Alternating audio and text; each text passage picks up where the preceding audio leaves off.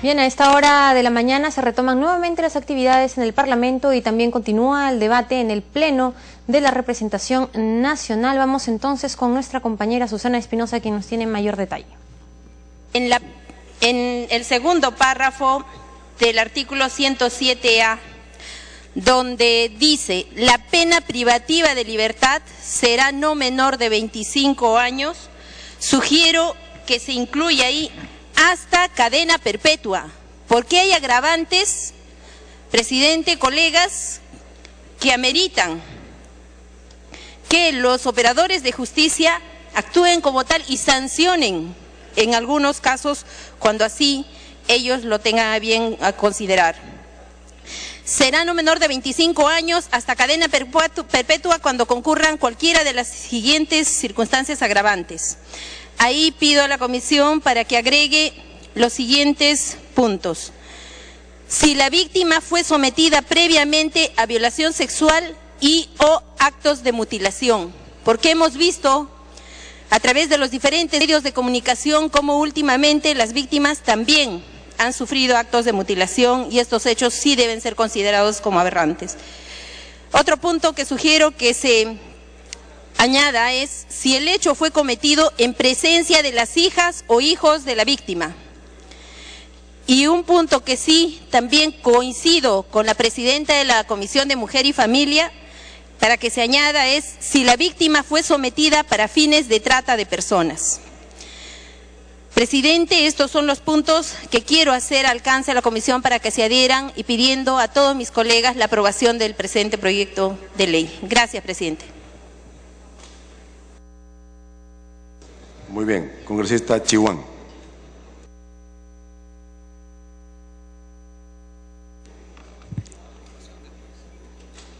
Gracias, presidente. Muy buenos días. En las visitas que realizo en las diversas zonas de la capital, muchas mujeres denuncian que son maltratadas física y psicológicamente. En la televisión se ha visto recientemente el caso de una mujer que denunció a su esposo, pero que la policía no hizo nada. A los 2 días la mujer fue asesinada por su pareja. Durante los meses de enero a agosto del 2012, por citar un ejemplo, presidente, se registró a nivel nacional un total de 74.779 denuncias de mujeres por violencia familiar, lo que en promedio son 311 denuncias por día. Estas denuncias comprenden violencia física, psicológica y sexual. La cifra anualizada al año 2011 muestra que el número de denuncias por violencia familiar se ha incrementado. En el año 2006, presidente, se registraron 77.368 denuncias y en el año 2011 fueron 96.786. No obstante, existen mujeres víctimas de violencia que aún no denuncian la situación de maltrato. Los casos de violencia familiar contra la mujer en muchas ocasiones implican largos periodos de espera para su trámite. En tales periodos, las mujeres siguen siendo maltratadas y finalmente asesinadas, señor presidente. Muy lamentable. Estamos de acuerdo con esta propuesta normativa, pero también conviene hacer una invocación al Ministerio Público y a la Policía Nacional del Perú para que hagan su trabajo. Estas normas ayudarán a sancionar a los responsables de feminicidio, pero es importante, señor presidente, convocar a todos los actores, como las instituciones antes mencionadas, para que estas normas tengan un mayor impacto. Gracias, señor presidente. Muy bien, congresista Martín Belaúnde. Esta congresista Rosa Mávila. Mávila, señor presidente. Muchas gracias. Señor presidente, en este Congreso de la República, el año pasado, tuvimos ya ocasión de debatir y de aprobar una norma referida al feminicidio que se denomina en dogmática el feminicidio íntimo. Es decir, aquel asesinato agravado, señor, que es perpetrado a una mujer por su condición de tal, cuando entre víctima y victimario hay una relación de pareja, matrimonial, de unión de hecho, sentimental. Pero ¿qué está aconteciendo, señor presidente, en los últimos meses? Solo en Lima, que tiene 8 millones de habitantes de los 30 y pico millones que existen en toda la República. Lo que está ocurriendo, señor, es que el porcentaje de violencia que implica un atentado grave, que implica la muerte, el asesinato de la vida de la mujer, se vuelve un hecho cotidiano, señor presidente. Desde que tengo el honor de presidir la Mesa Parlamentaria de Mujeres, hemos emitido, señor, hasta 5 comunicados que no tenían entre uno y otro, señor, sino la diferencia de días o de una semana. El primero, el del asesinato de una criatura de 6 años en un hospital de Coyique, perpetrado, señor, por un trabajador de vigilancia, cuando la niña es encontrada gritando sin su prenda íntima en un segundo piso, inmediatamente después, señor, de haber sido violada, perdón, de una violación, no de un asesinato, pero de una criatura de 6 años.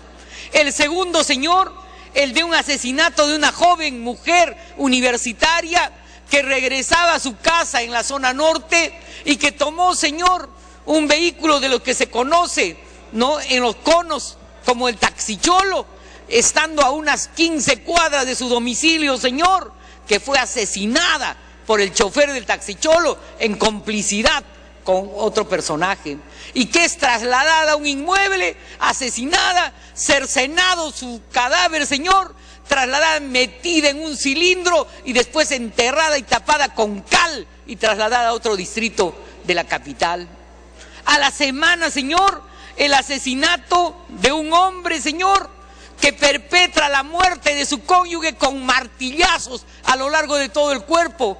Martillazos, señor, como modalidad de asesinato. Imaginen ustedes a una mujer viva a la que le martillan todo el cuerpo y por eso se le ocasiona la muerte. A los pocos días, señor, el asesinato perpetrado por un médico en su consultorio, señor, que primero implica un dopaje, es decir, sacarle de su conciencia a una persona que confió en él como médico, y posterior asesinato, señor, y todavía traslado del cadáver para ocultamiento de su conducta delictiva. Y en estos días, señor, y quiero aprovechar esta audiencia, hay a lo largo y ancho del país hostigamiento político, señor, que ya se está convirtiendo en tentativa de asesinato.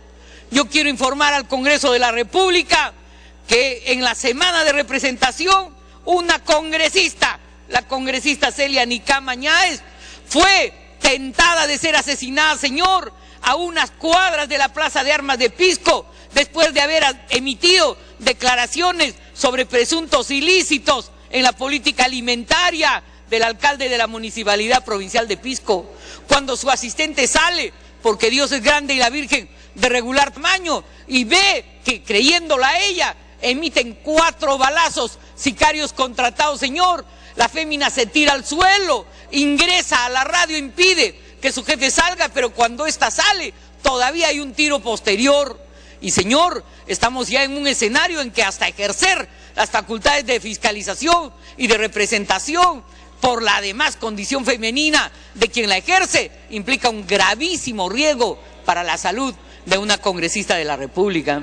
Y por eso, señor, cito casos tan disímiles y heterogéneos para decir que la violencia que presume, señor, el riesgo grave para la integridad física de la mujer o el riesgo grave para la salud de la mujer está muy por encima, señor, de clasificaciones de carácter dogmático, abstracto, de estructura de sentido del Código Penal.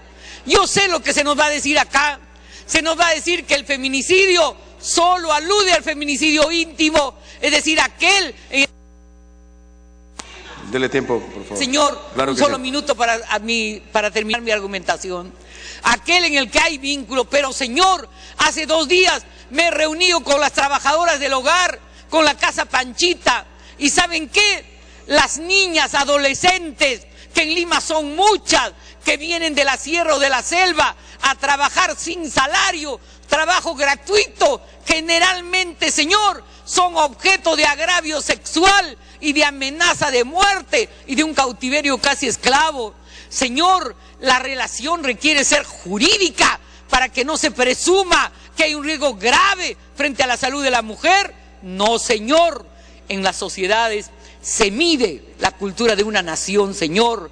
Se mide si un país es francamente un país cavernario y retrógrado, por cuanto respeta, señor, la condición jurídica, la condición de igualdad, pero sobre todo, señor, la condición de integridad y de vida de las mujeres. En esa razón, señor, nosotros vamos a apoyar el proyecto que está en debate. Gracias, señor presidente. Muy bien, congresista Martín Belaunde.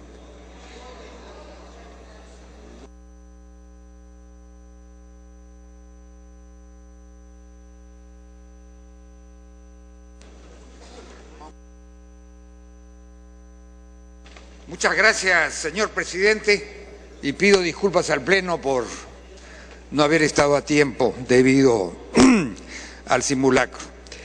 Yo escuchado atentamente las intervenciones de las congresistas que me han precedido. Y en torno a este importante tema, quisiera hacer algunas reflexiones. La primera reflexión es que el Código Penal vigente del año 91 ha tenido, desde ese momento a la fecha, me dicen que 408 modificaciones. Hay personas que me dicen que tiene alrededor de 1000 modificaciones puntuales. Si uno compara, señores congresistas, el Código Penal tal como se promulgó el año 91 y lo compara con la actual, si tiene algún parecido con las normas vigentes, les aseguro que es pura coincidencia, así como se dice en las notas, en las advertencias de las películas. Y entonces, hace no mucho tiempo, 6 meses o más, o menos, se introdujo como tipo penal independiente la figura del feminicidio. Ahora se estaría introduciendo nuevas modalidades dentro del feminicidio: el feminicidio íntimo, el feminicidio no íntimo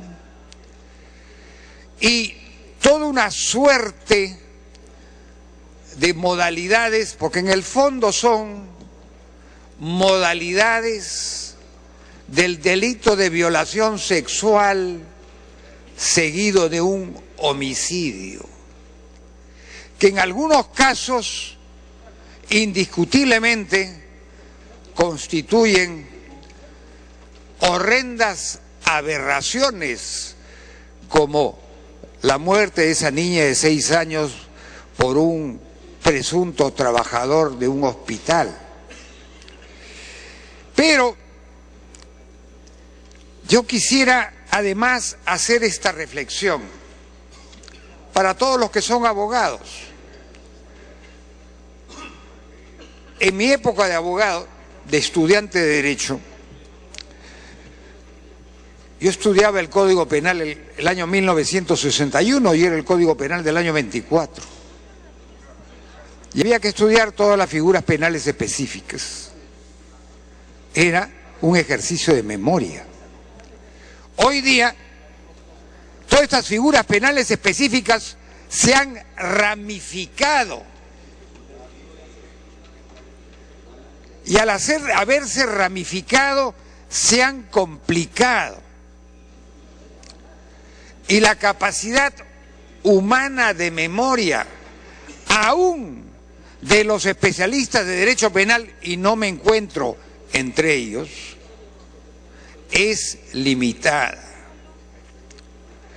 Entonces, yo digo lo siguiente: si el feminicidio es el delito que comete un hombre contra una mujer, generalmente por razones sexuales, donde pueden ser esposos, amantes, parejas o lo que fuere, y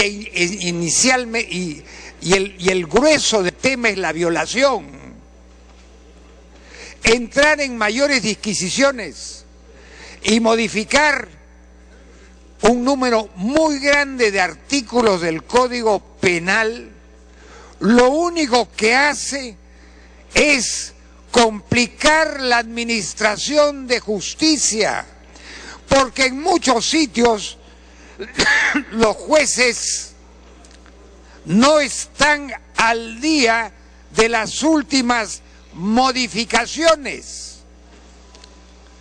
Las leyes, para tener eficacia, para tener verdadera vigencia, deben asentarse. Es un fenómeno de asentamiento.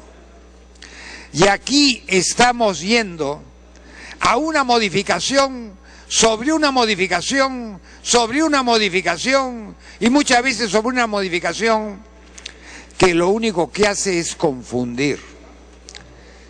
Yo le aseguro a usted, señor presidente, que yo el año 2010 o 2011 compré una última edición del Código Penal.